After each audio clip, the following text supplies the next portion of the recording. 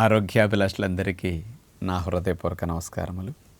మనము ఆరోగ్యంగా ఆనందంగా జీవించాలి అంటే, శరీరము చక్కగా సహకరించాలంటే ఆకలి మంటను ఎక్స్పీరియన్స్ చేయాలంట. నేను ఆకలి లేకుండా తింటే ఆరోగ్యాన్ని ఎక్స్పీరియన్స్ చేయలేరు, ఆనందాన్ని ఎక్స్పీరియన్స్ చేయలేరు, సుఖంగా ఈ భూమి మీద 4 కాలాల పాటు బ్రతకలేరు. ఆకలి మంట మనల్ని అంత హాయిగా బ్రతికేటట్టు చేస్తుంది. ఇది నేను 30 ఏళ్ల పైనుంచి ఎక్స్పీరియన్స్ చేస్తూ అనుభవంతో చెప్తున్న సత్యము. అడుక్కునే వారికి ఆకలి మంట తెలుసు. సాధ్యమైనంత వరకు పూర్వీకులకి, మన తాతలకి ముత్తాతలకి ఆకలి మంట తెలుసు. కానీ ఈ రోజుల్లో ఉన్న ఉద్యోగస్తులకి, వ్యాపారస్తులకి, వాళ్ళ పిల్లలకి, వాళ్ళ కుటుంబీకులకి ఆకలి మంట తెలియకుండా పెరుగుతున్నారు. అందుకనే రోగాలు ఇంట్లో విజృంభించడానికి ఆకలి మంట తెలియకపోవటానికి డైరెక్ట్ లింక్ ఉంది.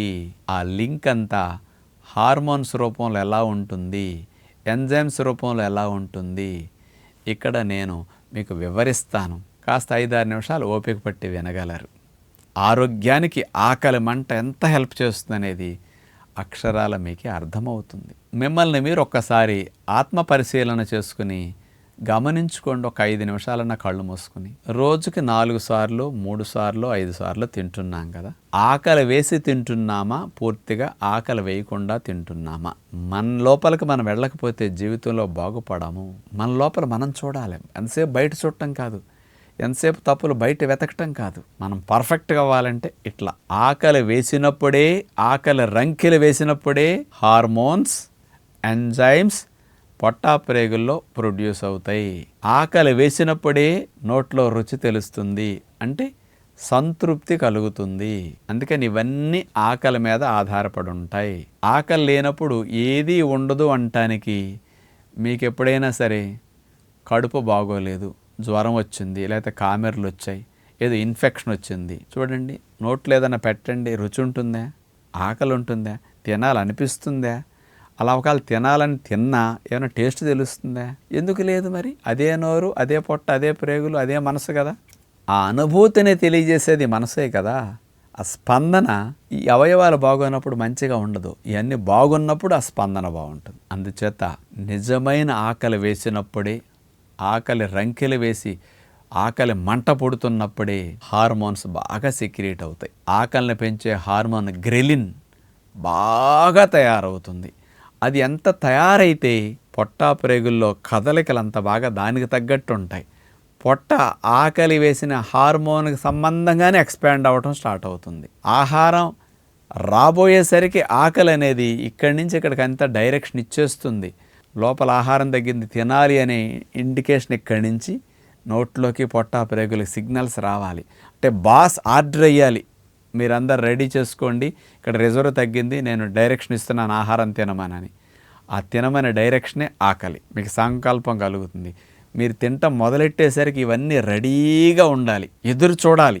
ఆకొన్న కూడు అమృతం అంటారు. ఆకలితో తీసుకున్న ఆహారం అమృతం అవుతుంది. ఎదురు చూసినప్పుడే ఆ టేస్ట్ ఉంటుంది. తినాలి తినాలి తినాలనే వాంఛ మీలో వచ్చినప్పుడు తింటే చూడండి, స్వర్గం కనపడుతుంది నోట్లో పెట్టుకుంటే. అది ఇష్టం లేనప్పుడు, పొట్ట నిండిన తర్వాత చూడండి. మళ్ళీ ఒక చిన్న ఎగ్జాంపుల్ ఇప్పుడే ఆలోచించుకోండి, నేను చెప్పింది కరెక్ట్గా తేలిపోతుంది. బాగా ఆకలి వేసి మొదలెట్టినప్పుడు మొదట్లో ఎంత రుచి, ఎంత అనుభూతి, తిండి మీద వాంఛ, ఎంత ఆస్వాదిస్తూ మీరు తినగలుగుతారండి. సగం నిండేసరికి తగ్గుతుంది. ఈ ఫీలింగ్, సెటైటీ చేంజెస్ వచ్చేస్తాయి. పొట్ట బాగా నిండిపోయింది, ఇంకా తినాల్సిన రకాల బోళ్ళు ఉన్నాయి, మీకు ఇంకా ఇష్టమైనవి కూడా బోళ్ళు ఉన్నాయి. కానీ పొట్ట నిండాక మీకు ఎన్ని కనపడి ఎన్ని చూసినా ఏమన్నా ఫీలింగ్ వస్తుందా? మరి ఇప్పుడు ఎవరు? హార్మోన్స్. ఆ సెటైటీ సెంటర్ ఉంది, మిమ్మల్ని స్టాప్ చేయమని చెప్పేసింది. అందుకే నీకు అది స్టాప్ అయింది, ఇక ఏమీ తెలియదు. ఆకలి సెంటర్, హంగర్ సెంటర్ స్టిమ్యులేట్ అయినప్పుడు ఈ లక్షణాలు, అది సప్రెస్ అయినప్పుడు ఈ లక్షణాలు, ఇవన్నీ హార్మోన్స్తో నడుస్తుంటాయి. కోరికొన్నప్పుడు తింటే, ఆకలి వేసినప్పుడు తింటే పొట్టలో ఊరి ఎంజైమ్స్ కూడా, హైడ్రోక్లోరిక్ యాసిడ్ బాగా వస్తుంది, మంచిగా క్రిములు చంపేస్తుంది, మంచిగా డైజెషన్ చేస్తుంది. పొట్టలో ఊరి ఎంజైమ్స్, ప్యాంక్రియాస్ నుంచి వచ్చే ఎంజైమ్స్, లివర్ నుంచి వచ్చే జ్యూసెస్, ఇవన్నీ ప్రాపర్గా సిక్రియేట్ అవుతాయి. ఎందుకంటే డిమాండ్ ఉంది. పైనుంచి బాస్ ఆర్డర్ వేసాడు బాగా తయారు చేయని. పైనుంచి ఆర్డర్ వస్తేనే ప్యాంక్రియాస్, పైనుంచి ఆర్డర్ వస్తేనే లివర్ నుంచి జ్యూస్, పైనుంచి ఆర్డర్ వస్తేనే ప్రేగుల మూమెంట్స్ కానీ, పొట్ట మూమెంట్స్ కానీ, పైనుంచి ఆర్డర్ వస్తేనే అంచునమ్మట వరే సిక్రీషన్స్ కానీ, యాసిడ్స్ కానీ, ఎంజైమ్స్ కానీ అన్నీ వర్క్ చేస్తాయి. ఆకలిని బట్టి ఇవన్నీ పనిచేస్తాయి. పెళ్ళైన వారికి, పెద్దవారికి ఒక ఎక్స్పీరియన్స్ ఉండే ఒక వాస్తవాన్ని ఇక్కడ గుర్తు చేస్తాను. మీకు కొన్ని కామపరమైన కోరికలు వచ్చినప్పుడు చూడండి, జిగురు అక్కడ స్రవిస్తుంది, మర్మావయవాలు అక్కడ వ్యాకోచిస్తాయి, రక్త ప్రసరణ అక్కడికి ఎక్కువ వెళుతుంది. కోరుకున్నప్పుడు కలిస్తే సుఖం ఉంటుంది.